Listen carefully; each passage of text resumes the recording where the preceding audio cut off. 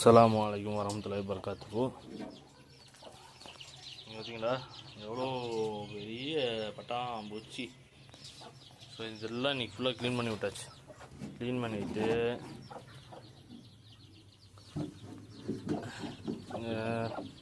வீட்டில் கொஞ்சம் சாம்பல் இருந்துச்சு, இதை கொண்டு வந்து இங்கே இறச்சி விட்டேன். இறச்சி விட்டோம்னா அது பாட்டுக்கு கிடக்கும். ஏன்னா சாம்பல் நல்லா அது உட்காந்து அந்த மக்கள் அடிச்சிச்சுன்னா எது இந்த பேன் எதுவும் இருந்துச்சுன்னா போயிருங்குவாங்க. அதுக்காண்டி போட்டு விட்டேன். ஸோ இன்றைக்கி முட்டை எங்கே போய் போட்டான்ட்டே தெரியல. போட்டாலா போடலையாங்கிறதும் ஒரு டவுட்டாக இருக்குது.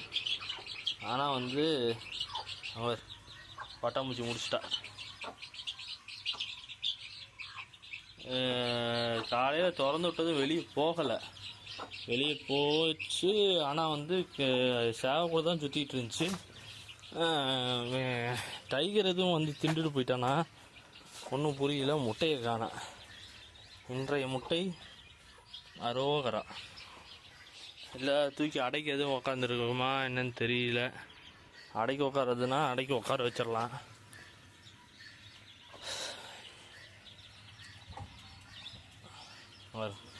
எல்லாம் பாட்டாக பிரித்து குழந்தைங்களுக்கு கொடுத்தாச்சு.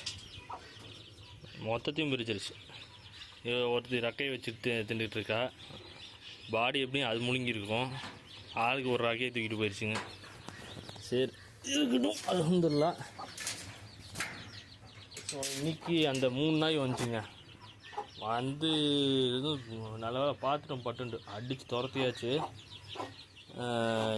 இதுங்க மட்டும்தான் இங்கே மேய்ஞ்சிக்கிட்டு இருக்கு. ப்ரௌனி இங்கே வந்து உட்காந்துருக்கான்.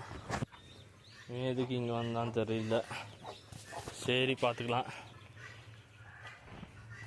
கொஞ்சம் பயமாக இருக்குது என்ன பண்ணுறதுன்ட்டு. ஸோ இந்த வேலையை கூடி சீக்கிரத்தில் ஆரம்பிச்சுட்லான் இருக்கேன். ஃபுல்லாக நீட்டாக கல் கட்டுறதை கட்டி மேலே ஏற்றிடலாம். இதெல்லாம் சும்மா தான் கல்லாக தான் இருக்குது. ஆக்சுவலாக இது டேங்க் மேலே தான் கோழி கொண்டு போட்டிருக்கு. இதெல்லாம் சும்மா இந்த கல்லாம் சும்மா தான் இருக்குது.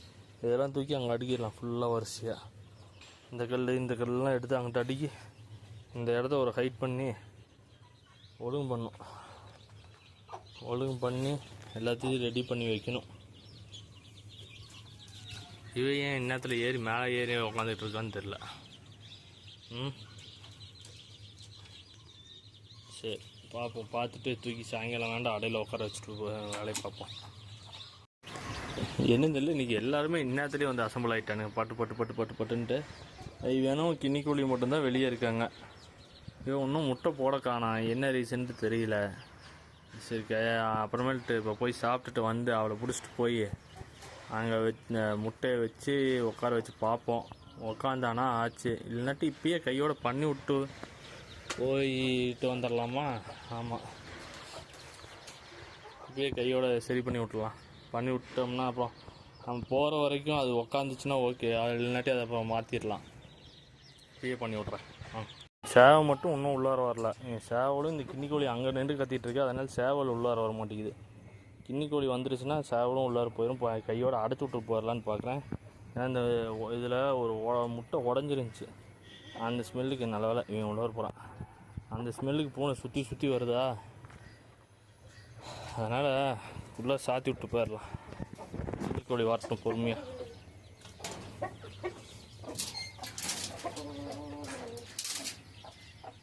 இருக்குது இந்த போயிட்டு அவங்களுக்கு கொஞ்சம் கருவாடு ஊற வச்சுட்டு வரலாம். நெத்திலி கருவாடு அப்பப்போ கொஞ்சம் வாங்கி வச்சுக்குவேன்.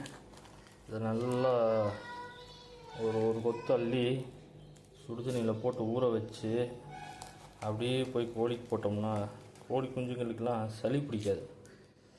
இது நல்லா ஊறட்டும். சுடுதண்ணியில் போட்டிருக்கு, ஊறட்டும். நல்லா ஊறுச்சுன்னா அது ஒரு அரை மணி நேரம் 1 மணி நேரம் ஊறட்டும். ஊற விட்டு கொண்டு போய் கோழிக்கு போட்டுக்கலாம். இதை உட்கார வச்சோம்.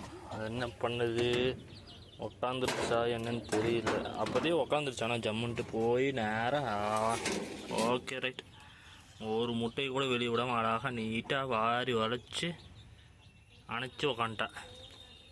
ஓகே, பெட்ரு, நல்லது தான். அது பாட்டுக்கு இருக்கட்டும். இந்த கின்னி கோழி மட்டும் இன்னும் உள்ளே வரல. அவளை பிடிச்சி துரத்தி விட்டு உள்ளே பிடிச்சி அடைச்சி விடணும். அவள் மட்டும் அங்கே சுற்றிக்கிட்டு இருக்கிறா.